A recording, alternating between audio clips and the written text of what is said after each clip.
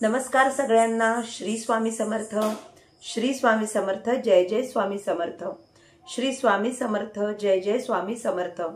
घर, जॉब आणि अध्यात्म या आपल्या सगळ्यांच्या मराठी यूट्यूब चॅनलमध्ये मी सगळ्यांचं स्वागत करते आणि आजच्या नवीन विषयाला सुरुवात करते।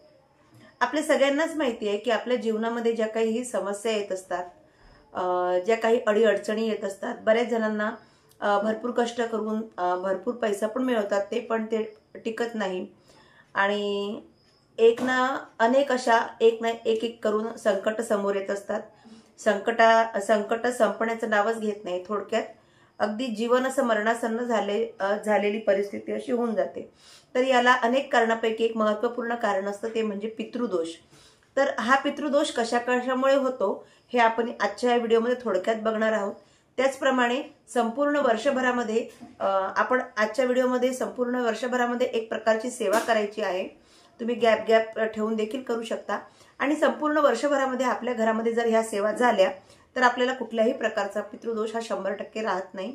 आपल्यावरचे जे पितृदोष असतात ते संपूर्णपणे नष्ट होऊन आपल्या आयुष्याला एक चांगलं वळण लागतं। आपलं आयुष्य सुखा समाधानाचं होण्यास मदत होते आणि पितरांचे आशीर्वाद प्राप्त होऊन आपलं दिवसेंदिवस आपल्या कुटुंबाची, आपल्या घराची प्रगती होत जाते। तर काय आहेत पितृदोष म्हणजे काय, पितृदोष कशामुळे होतो हे आपण बघून घेऊया आधी थोडक्यात, आणि नंतर आपण यावर सेवा काय करायची। संपूर्ण वर्षभरात आपल्याला एवढ्या काही सेवा आहेत त्या पूर्ण करायच्या आहेत। त्यांनी जर तुम्ही खरोखर खूप पितृदोषामध्ये असाल आणि तुमच्या घरामध्ये ह्या काही अघटित अशा घटना घडलेल्या असतील तर पितृदोषाला कारणीभूत ठरत असतं। तर चला बघून घेऊया।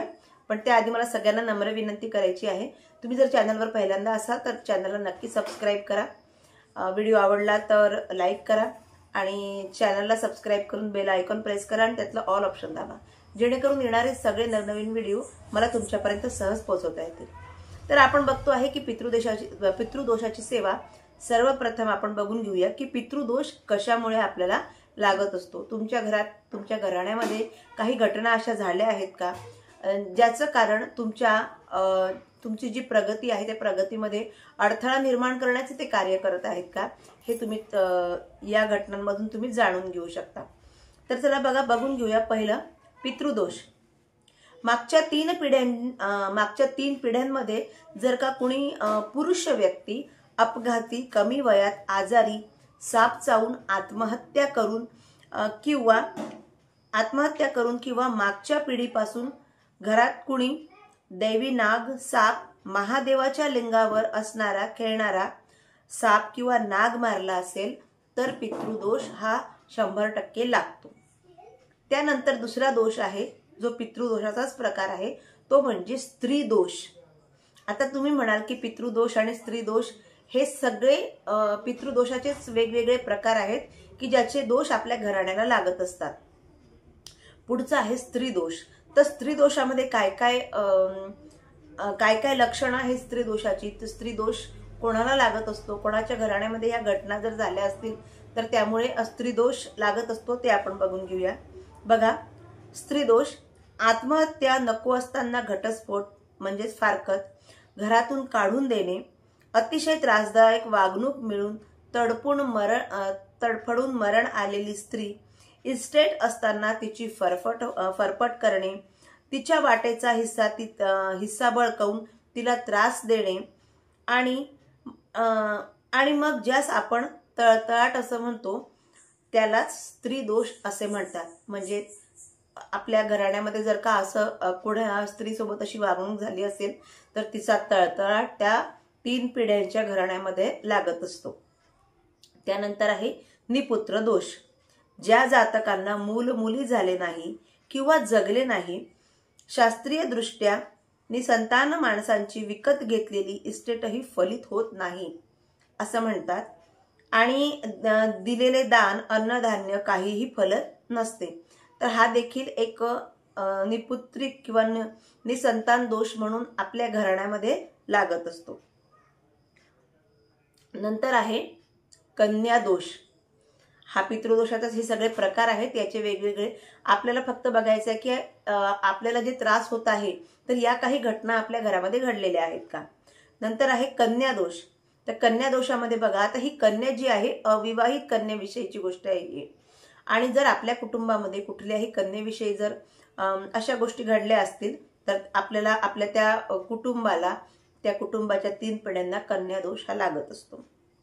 बघा, लग्नाच्या आधी मयत पावलेली मुलगी म्हणजे मरण पावलेली मुलगी, घर सोडून गेलेली मुलगी, घरातून एखाद्या मुलीचे लग्न कुणापासून मोडले असेल तर, साखरपुडा मोडला असेल तर, आपल्यापासून म्हणजे आई वडिलांच्या किंवा घरातल्या स्वतः तिच्या माहेरच्या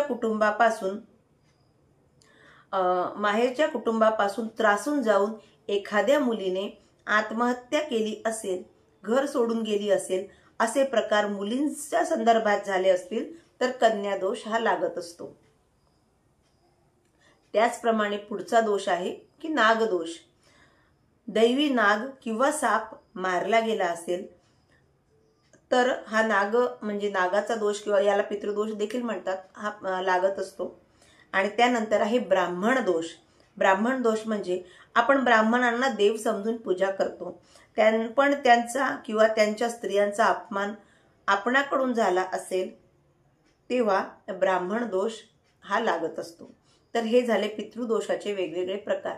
तर तुम्ही तपासून बघू शकता किंवा तुम्ही विचार करू शकता की आपल्या घराची जी प्रगती थांबलेली आहे, घरामध्ये सतत भांडणं सुरू आहे, पती पत्नीचे भांडणं सुरू आहे, मुलांचे भांडणं सुरू आहेत, थोडक्यात घरातील प्रत्येक सदस्यांचे भांडणं सुरू आहे. तर आपल्या घरामध्ये आपल्याला पितृदोष तर नाही लागले आहे ना, आणि पितृदोष लागला असेल तर काय कारणामुळे पितृदोष लागलेला आहे हे लक्षण आता आपण पाहिले.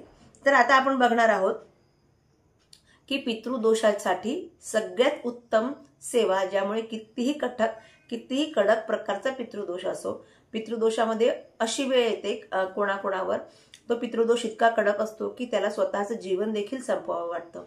तर मग ज्या घरामध्ये किंवा ज्या घराण्याला पितृदोष लागला असेल, ज्या व्यक्तीला कुटुंबाला पितृदोष लागला असेल, त्यांनी आपल्या घरामध्ये आपल्या कुटुंबामध्ये 3 गुरुचरित्राचे पारायण, त्याचप्रमाणे 3 नवनाथ पारायण, त्याचप्रमाणे 3 श्रीपाद श्री वल्लभांचे पारायण संपूर्ण वर्षभरात आपल्याला हे पारायण करायचे. पुन्हा सांगते, 3 गुरुचरित्राचे पारायण, 3 नवनाथाचे पारायण आणि 3 श्रीपाद श्री वल्लभांचे पारायण आपल्याला संपूर्ण वर्षभरामध्ये एवढी सेवा करायची आहे. एवढी सेवा जर आपल्या घरामध्ये वर्षभर झाली तर आपल्याला कितीही कडक पितृदोष असो तो पितृदोष निवारण होतो. पितृदोषासाठी नारायण नागबळीची पूजा करायची सांगतात, पण नारायण नागबळीची पूजा ज्यांच्याकडून होत नसेल किंवा केली जरी असेल तरी तुम्हाला त्रास जाणवत असेल तर तुम्ही या सेवा नक्की करा. यांनी 101% तुमचा पितृदोष हा नावालाही राहणार नाही. या उलट तुमच्या पितरांचे भरभरून आशीर्वाद तुम्हाला मिळतील आणि आपल्या परमेश्वरापेक्षा, आपल्या देवांपेक्षाही जास्त काम हे पितरांचे आशीर्वाद करत असतात. पितरांनी जर आपल्याला आशीर्वाद दिले, त्या कुटुंबाला भरभरून आशीर्वाद दिले तर ते कुटुंब कधीही मागे पडत नाही, मागे राहत नाही, त्यावर कुठल्याही समस्या येत नाही. आणि आपल्याला दररोज संध्याकाळी आपल्या दाराच्या उंबरठ्यावर, म्हणजे उंबरठ्याजवळ, डायरेक्ट उंबरठ्यावर नाही, उंबरठ्याच्या जवळ किंवा उंबरठ्याच्या बाजूला आपल्याला एक अख्खा जायफळ मिळतो. जायफळ माहिती असेल सगळ्यांना. तो जायफळ आपल्याला उंबरठ्याजवळ जाळायचा आहे जर तुम्हाला खूप कडक पितृदोष जर असेल तर. पुन्हा सांगते, पितृदोषाची सेवा 3 गुरुचरित्राचे पारायण, 3 नवनाथांचे पारायण, 3 श्रीपाद श्री वल्लभांचे पारायण, त्याचप्रमाणे आपल्या घराच्या उंबरठ्याजवळ आपल्याला संध्याकाळी दिवस माळवल्यानंतर आपल्याला एक अख्खा जायफळ जाळायचा आहे. आता तुम्ही म्हणाल आमच्याकडनं हे रोज जायफळ जाळणं होत नाही, तर एका विशिष्ट दिवशी तुम्ही हा जायफळ जाळू शकता. पौर्णिमेला जाळू शकता, अमावस्येला जाळू शकता, गुरुवार चांगला एखादा दिवस पाहून तुम्ही हा प्रयोग देखील सुरू ठेवा. त्याचप्रमाणे शक्य झालं तर नाही ही सेवा कराच की दुपारी 12च्या नंतर आपल्या घरी जे काही अन्न शिजलेलं असतं त्याचा एक घास आपल्या छतावर आपल्या पितरांच्या नावाने टाकून द्यायचा.